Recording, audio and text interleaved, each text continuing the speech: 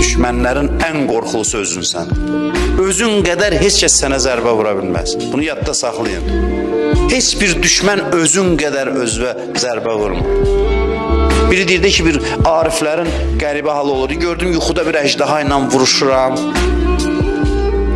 Axır deyir, o məni yıxır, mən onu deyir, tutdum belə boynundan ki, yerə yıxım, ayıldım, gördüm, özümü tutmuşam.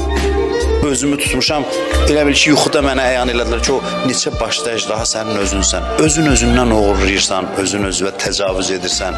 Necə haqqıva kimsə təcavüz eləyəndə əsəbi olursan, o əsəbi xahiş edirəm, özünə də qarşı yönəl. Özünə qarşı da yönəl. Özünə deyəndə həmin o nəfsivə qarşı ki, o səninlə uğurlayır, mənəviyyat uğrusudur. Bu məntiqi aşılayır bizə dinimiz.